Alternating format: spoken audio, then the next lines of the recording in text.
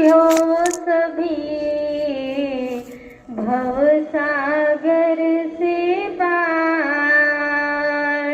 निराकार साकार तू जग के पालनहार। है बेअंत महिमा तेरी दाता परम्पार। परम पिता परमात्मा सब तेरी संतान। भला करो सबका प्रभु सबका हो कल्याण। भला करो सबका प्रभु सबका हो कल्याण।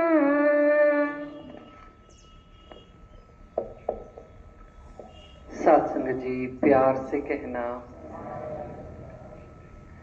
सदगुरु माता सुदीक्षा सविंदर हरदेव जी महाराज की जय। साथ संगत, 10वीं में पढ़ने वाला बच्चा ये कभी नहीं कहता कि मैंने 7वीं 8वीं 9वीं में जो पढ़ा सब बेकार चला गया, सब बेकार था। 12वीं में पढ़ने वाला ये नहीं कहता कि 10वीं में जो पढ़ा सब बेकार था। ग्रेजुएशन वाला, पोस्ट ग्रेजुएशन वाला या पीएचडी वाला इसी प्रकार से ये नहीं कहता कि जो पहले पढ़ा वो सब बेकार था। इसी प्रकार से जीवन में इस निरंकार प्रभु परमात्मा का ज्ञान प्राप्त करने के पश्चात, इसके दर्शन करने के पश्चात भगत ये नहीं कहता अभी तक जो मैंने किया वो सब बेकार था, वो सब भ्रम था। जो मैंने पहले किया, जो विधि विधान अपनाए, उन तरीकों ने मेरे मन में श्रद्धा उत्पन्न की है।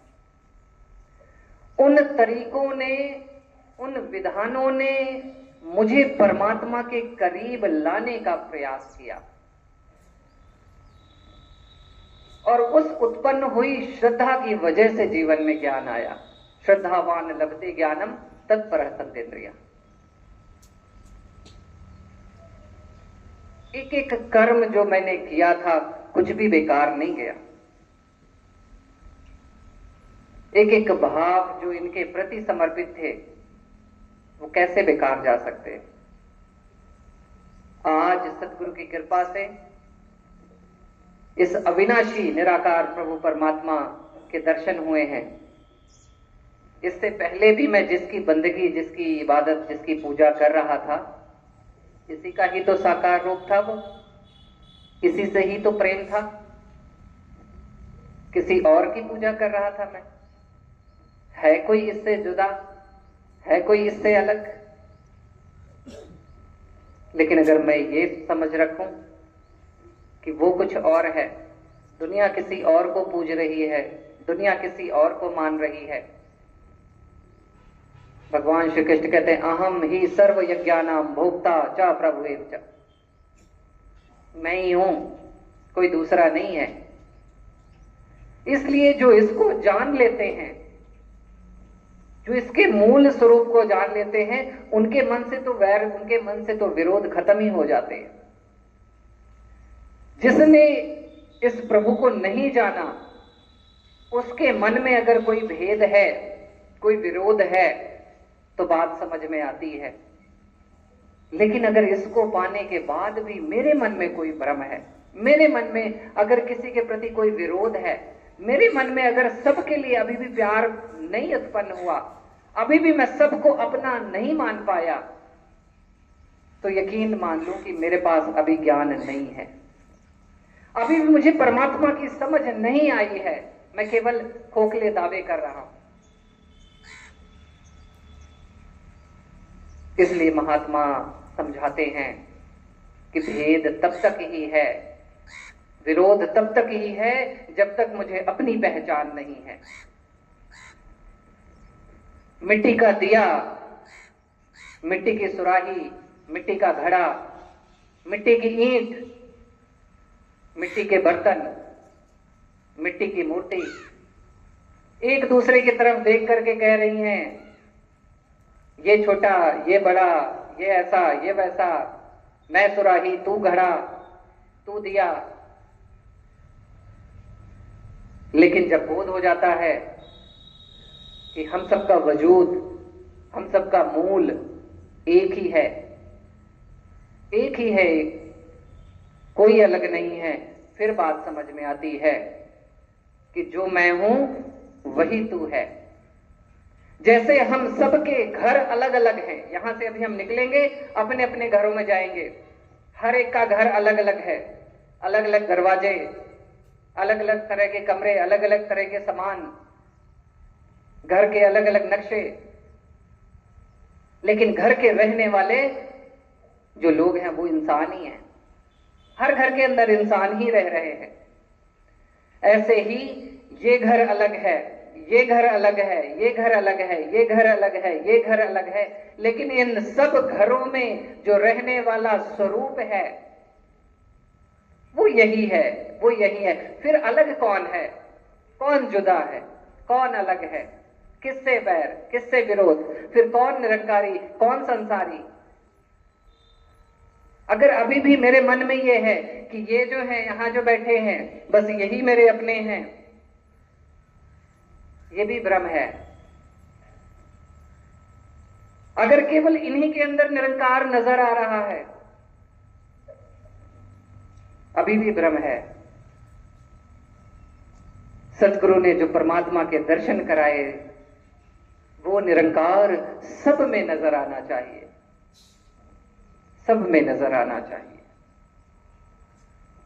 इसलिए कहा गया सत्संग, सेवा, सिमरन निरंतर करना है, क्योंकि जितना जितना सत्संग करूंगा मैं, जितना जितना सिमरन सेवा करता रहूंगा, इस निरंकार का एहसास मेरे जीवन में बरकरार रहेगा, इस निरंकार की समझ निरंतर बनी रहेगी। जब मैं किसी के साथ बैठता हूं, किसी से पहली बार मिला, पहली बार में वो अपने राज नहीं खोलता, पहली बार में नहीं बताता, भाई साहब पता है मेरे घर में ऐसे चल रहा है, मेरे घर में ये दिक्कत है, ये परेशानी है, ये, या मेरे घर में ये अच्छा चल रहा है, मेरे घर में ये हो गया, ये हो गया। अपनी पर्सनल बातें पहली मुलाकात में नहीं कहता किसी से। धीरे धीरे जब उसके साथ में मैं 2 बार, 3 बार, 4 बार मिलता हूं, उससे फोन पे बातें करता हूं, उससे अलग समय निकाल के जाके उसके साथ बैठता हूं, फिर उसके साथ मेरी यारी हो जाती है, फिर मेरी दोस्ती उसके साथ पक्की हो जाती है। अब वो अपने राज खोलने लगता है, अब वो अपनी पर्सनल से पर्सनल बातें भी मेरे साथ शेयर करेगा। अगर आप पूछो भी कि भाई ये तो आपके घर की बातें, आप मुझे क्यों बता रहे हो, मैं आपको अपना मान के बता रहा हूं।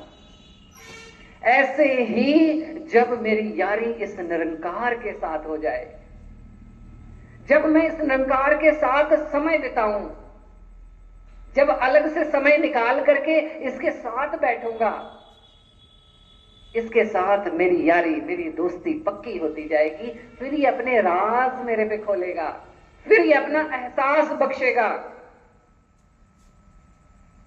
लेकिन अगर केवल मैं दावे करूं निरंकार से यारी की, असल यारी अगर माया से है, दुनिया से है, बात नहीं बनने वाली। एक इंसान सत्संग में रोज समय से पहले पहुंच जाए, जा करके खूब सेवाएं कर रहे हैं। सत्संग पूरी सुनी, सत्संग खत्म होने के बाद भी सेवाओं में लगे हुए हैं। जब भी हुक्म आ जाए सेवा के लिए पहुंच जाए, जहां कहीं भी सत्संग हो सत्संग में पहुंच जाए। एक नौजवान उनके पास आया, बाबा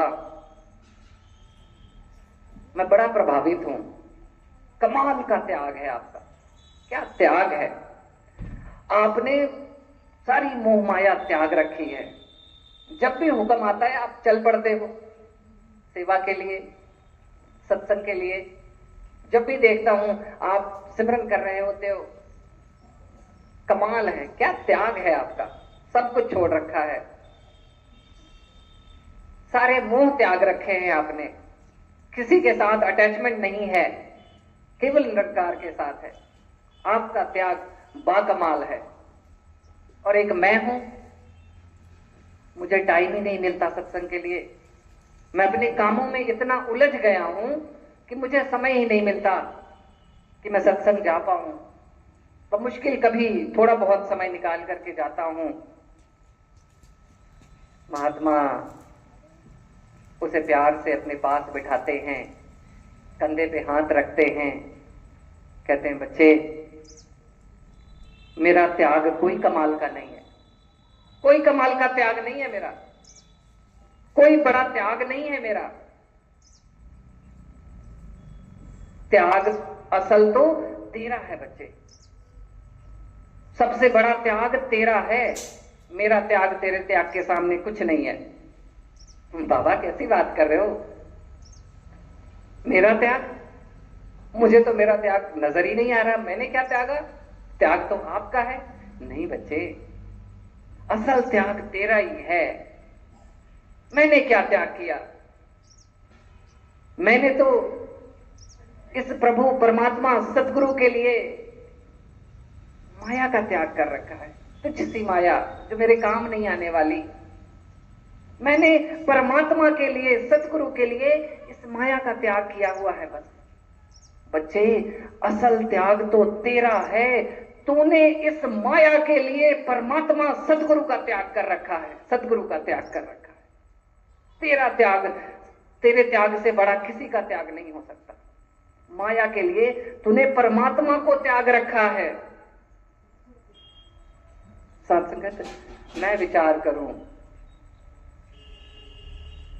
कि मैंने किसे त्यागा है।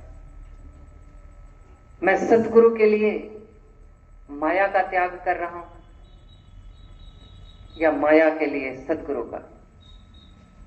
पर शहंशाह जी समझाते हैं आखिर में कम गुरु ने होना, अंत में वही काम आएगा जो मैंने इकट्ठा किया है। अगर ये परमात्मा का नाम मेरे जीवन में है, यही मेरे काम आने वाला है। बाकी सारी चीजें जो मैंने इकट्ठी की हैं, यहां एक दिन छोड़ के जाने के लिए की हैं। जो मैंने घर बनाया, जो व्यापार खड़ा किया, जो बैंक बैलेंस इकट्ठे किए, जमीन जायदाद बनाई, मैंने किस लिए? एक दिन छोड़ के जाने के लिए। यही सच्चाई है।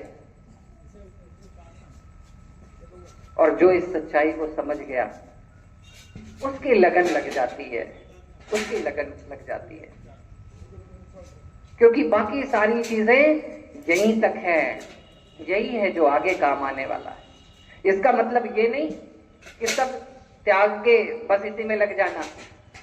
सतगुरु ने कहा जो जिम्मेदारियां दी हैं उन जिम्मेदारियों को निभाते हुए, एक पिता के रूप में, एक पति के रूप में, एक पत्नी के रूप में, एक बहन के रूप में, एक भाई के रूप में, जो जिम्मेदारियां हैं उन्हें निभाते हुए भक्ति करनी है।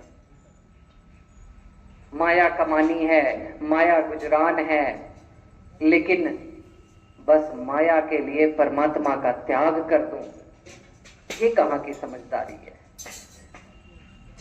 इसलिए महात्मा कहते हैं सत्संग की लगन जरूर हो। एक इंसान घर से इबादत करने के लिए निकला, ठोकर लगी, कीचड़ में गिर गया, कपड़े पहने, दोबारा घर आकर के स्नान किया, कपड़े पहने, फिर इबादत के लिए निकला, फिर ठोकर लगी, फिर कीचड़ में गिर गया, फिर से घर गया, फिर से स्नान किया, फिर नए कपड़े पहने, फिर इबादत के लिए निकला। एक बूढ़ा इंसान उसके घर के बाहर लालटेन लेके खड़ा हुआ है, उसके साथ साथ वो उसके आगे आगे चल रहा है और उस इबादत के स्थान तक उसको लेके जाता है। बाहर वो बूढ़ा इंसान बैठ गया, ये इंसान, इसने इबादत करी, वापस जब आया तो अभी भी देखा कि वो बूढ़ा इंसान बैठा है। बाबा थैंक यू आपका, शुक्रिया आपका, आप मुझे मेरी इबादत तक लेकर के आए हो, आप कौन हो? वो बूढ़ा कहता है मैं शैतान हूं, शैतान हूं मैं। बाबा मजाक कर रहे हो? शैतान का तो काम है इस परमात्मा से दूर करना, शैतान का काम है सत्संग सेवा सिमरन से दूर करना। आप तो मुझे इबादत कराने लेके आए हो, आप शैतान कैसे हो सकते हो? वो शैतान कहता है जब पहली बार तू घर से इबादत के लिए निकला था, तुझे ठोकर लगी थी, वो मैंने लगाई थी, तुझे कीचड़ में मैंने गिराया था ताकि तू इबादत करने नहीं जा सके। तू घर गया, तूने स्नान किया, नए कपड़े पहने, तू फिर से इबादत के लिए निकला। तेरी इस लगन को, तेरी इस शिद्दत को देख करके परमात्मा तुझ पे इतना राजी हुआ, इतना राजी हुआ कि उसने तेरे सारे गुनाह माफ कर दिए। मैंने तुझे फिर से गिराया कि चल अब तेरे से एक नया पाप करा लूं। तू फिर गया, फिर से स्नान करके नए कपड़े डाल के फिर से तू निकला। तेरी इस लगन को देख के ये परमात्मा तुझ पे इतना राजी हुआ, इतना खुश हुआ कि उसने तेरे पूरे परिवार के गुनाह माफ किए।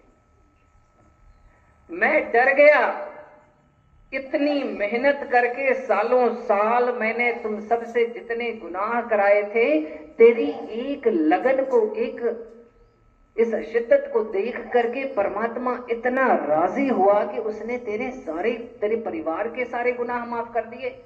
मुझे लगा कि कहीं गलती से तीसरी बार तू खुद से अगर गिर गया तो कहीं परमात्मा तेरी लगन देख करके तेरे पूरे गांव के गुनाह न माफ कर दे।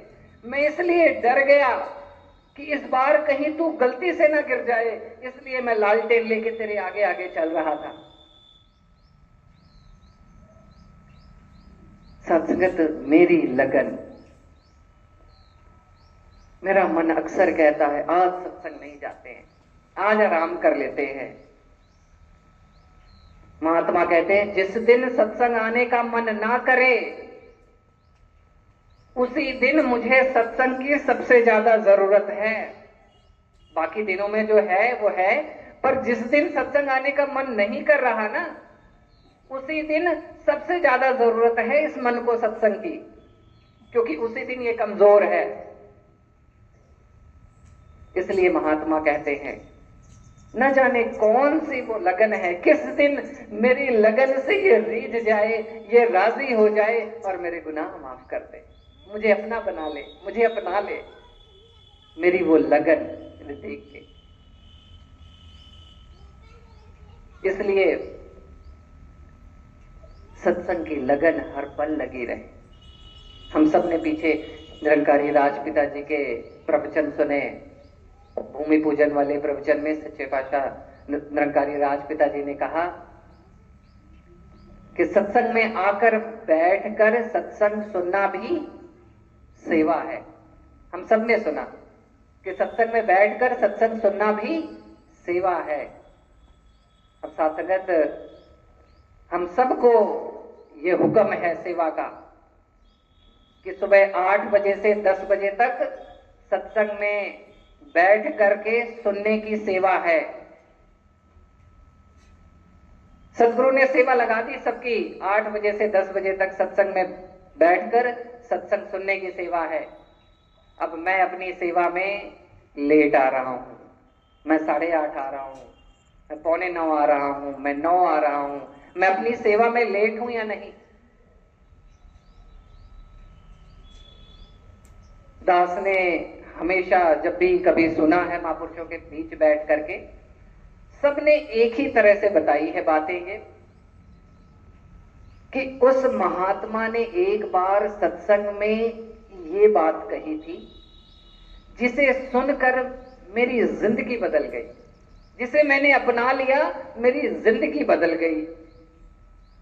मैंने ऐसा नहीं सुना कि सन 2015 में, सन 2016 में जो 1 साल सत्संग करी उस सत्संग ने जीवन बदला, जनवरी महीने में जो सत्संग करी उस जनवरी के सत्संग ने जीवन बदला, उस संडे के सत्संग ने मेरा जीवन बदला। मैंने ऐसा कहीं नहीं सुना। जब भी सुना यही सुना कि सत्संग में उस महात्मा ने ये बात रखी थी, इस बात ने मेरा जीवन बदल दिया। अब सत्संगत मेरी जिंदगी बदलने वाली जो बात थी ना, वो शायद 8:05 पे हो गई, निकल गई। मैं 8:30 पहुंच रहा हूं।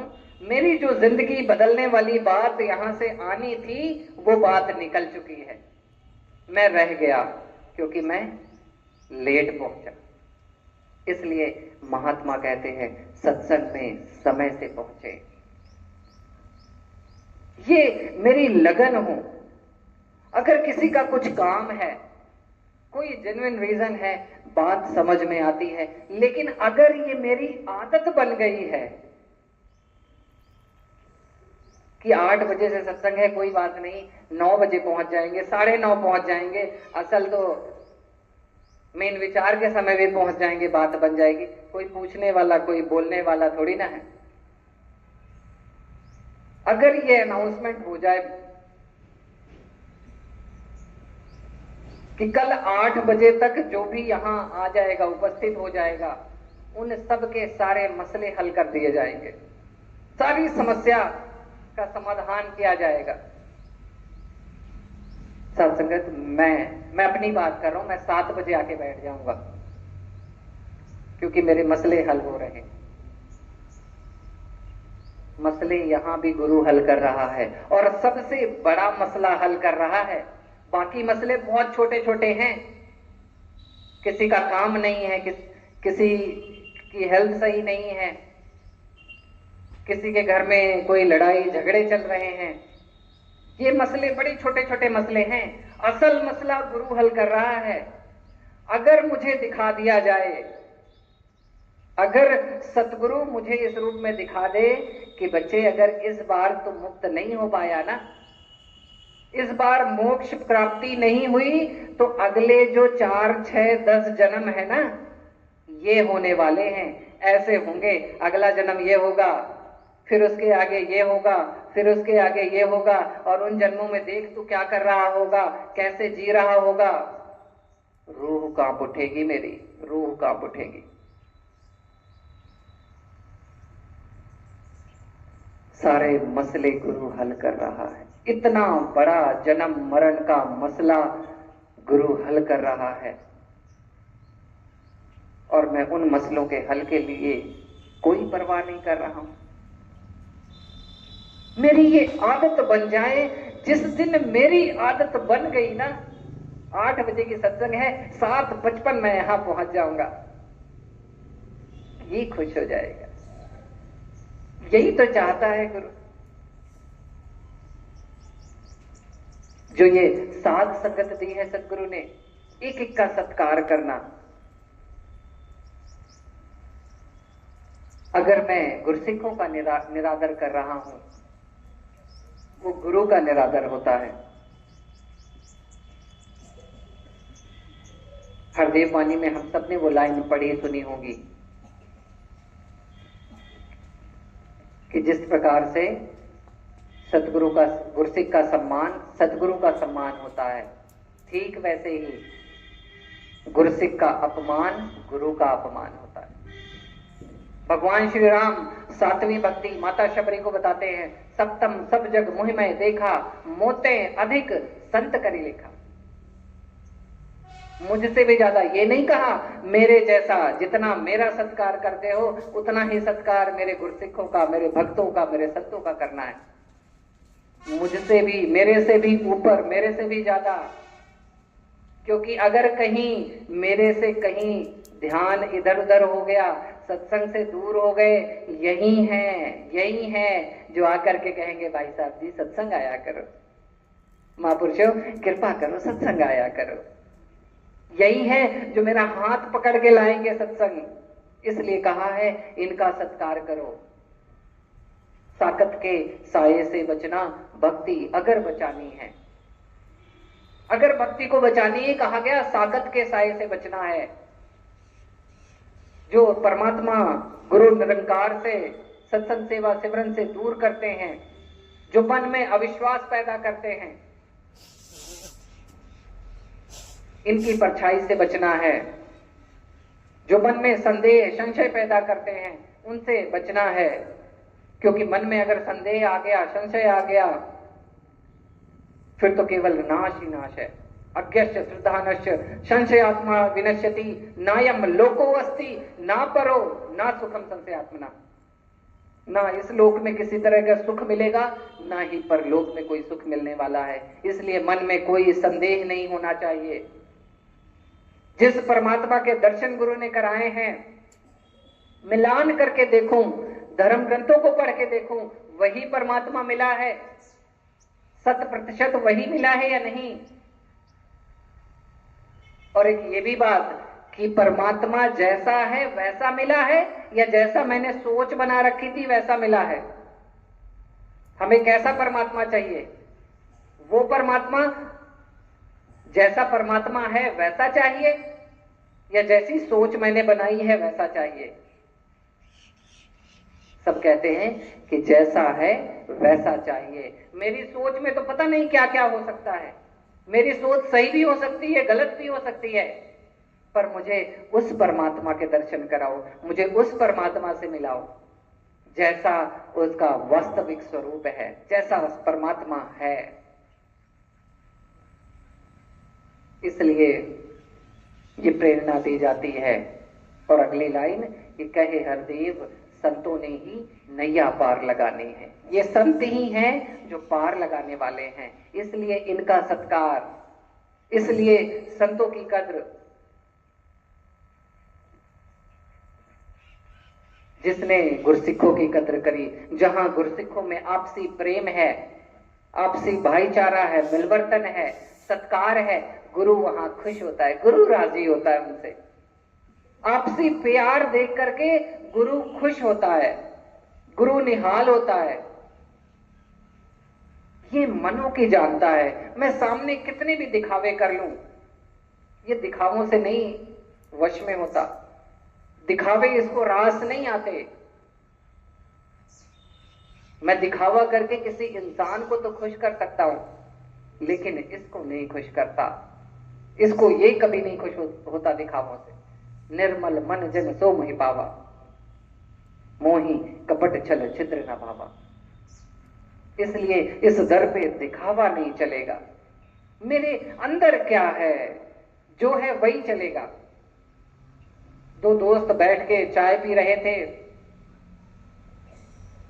एक ने दूसरे को धक्का दिया, चाय बाहर गिर गई कप से। उसने सवाल किया कि ये चाय क्यों गिरी? कहता भाई तूने धक्का दिया इसलिए चाय गिरी है। कहता नहीं नहीं, फिर से बताओ चाय क्यों गिरी?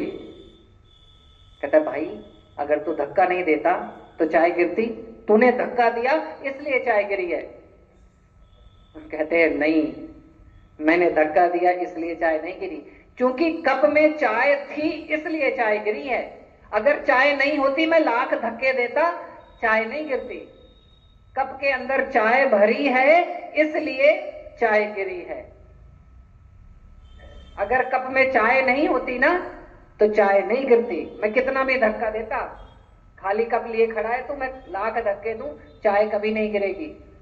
इसलिए मेरे अंदर जो भरा है ना, जब कोई आएगा मुझे धक्का देगा तो वही बाहर निकलेगा। अगर मेरे अंदर ईर्ष्या भरी है, अगर मेरे अंदर क्रोध भरा है, वैर भरा है, कोई आके मुझे जरा सा धक्का देगा ना, मेरे अंदर से वही निकलेगा। लेकिन अगर अंदर सब खाली है ना, फिर कोई कितना भी धक्का दे आकर के, कितना भी धक्का दे, नहीं निकलेगा। इसलिए ये ध्यान रहे। राजमाता जी अक्सर कहते थे कि चीनी की बोरी में कहीं से भी सुआ मारो, चीनी ही निकलेगी, मिठास ही निकलेगा। मेरे अंदर कोई आए, कैसे भी मारे, मिठास निकले, प्यार निकले। इसलिए ये ध्यान रहे कि इस दर पे जो जुड़े हैं, बैठे हैं, केवल सतगुरु की कृपा है, सतगुरु की कृपा है, मेरी कोई लियाकत नहीं है। एक इंसान बड़ा इबादत करने वाला, अचानक एक दिन उसके सामने शैतान एक नूरानी चेहरा बना करके खड़ा होता है। मैं तेरे से खुश हूं, मैं तेरा खुदा आज तेरे से रीझ गया, तेरे से खुश हो गया, तेरी इबादत देख के मन खुश हो गया है, जा मैं तेरी इबादत माफ करता हूं, आज से तू इबादत कर ना कर माफ है, मैं तेरे से खुश हो चुका हूं। वो कहता है कि तू भगवान नहीं हो सकता, तू परमात्मा नहीं हो सकता, तू पक्का कोई शैतान होगा, क्योंकि इबादत, क्योंकि पूजा तो किसी की माफ नहीं हुई, किसी को नहीं कहा गया कि कुछ करने की जरूरत नहीं है। यहां भी गुरु ने कहा है सत्संग सेवा सिमरन करने की जरूरत है। कहते तू शैतान ही होगा, तू परमात्मा नहीं हो सकता। वो शैतान अपने असल स्वरूप में आ जाता है, कहता है तूने पहचान लिया मुझे, पहचान लिया। न जाने कितनों को ये बोल बोल के मैंने दूर कर दिया,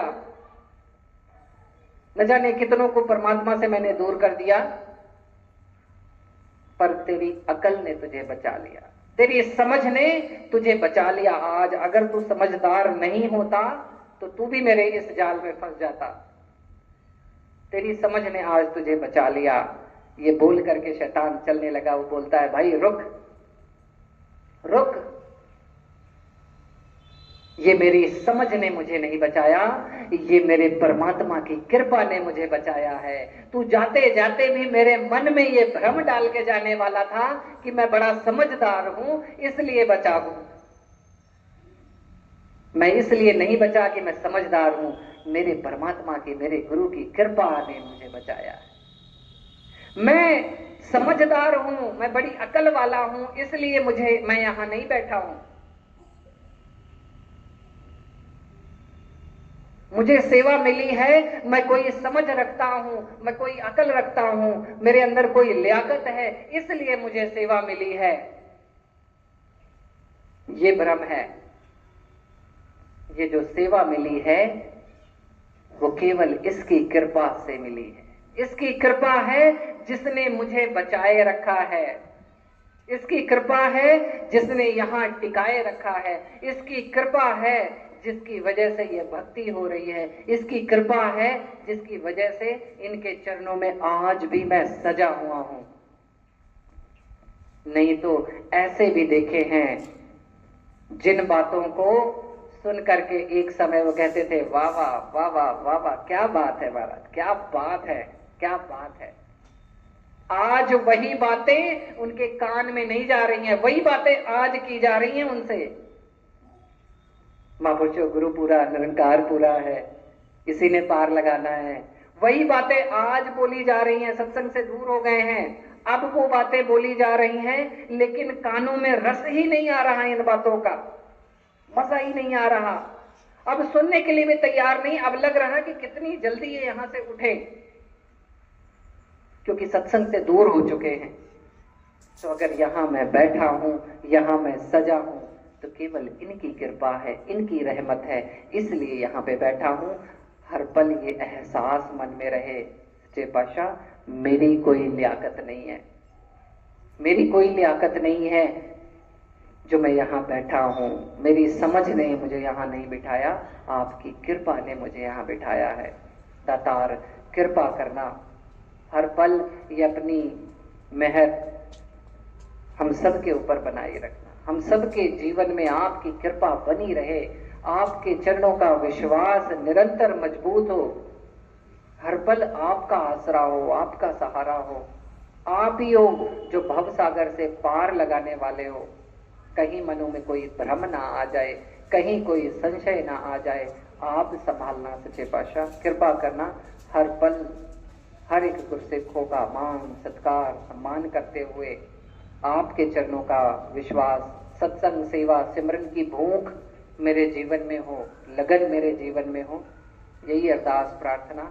सुख सारे दुनिया के बादे सब दी चोली विच फिर भी मिलाई रखी संता दी टोली। प्यार से कहना